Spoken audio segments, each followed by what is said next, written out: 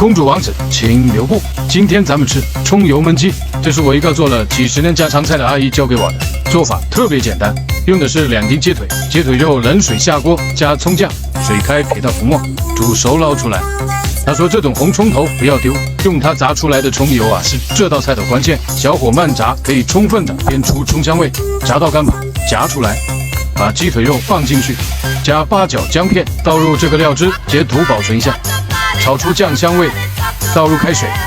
小火焖30分钟就可以了。出锅撒上葱花，我的娘耶，葱香味扑鼻而来，真的太好吃了，鸡肉也非常鲜嫩，快去试试吧。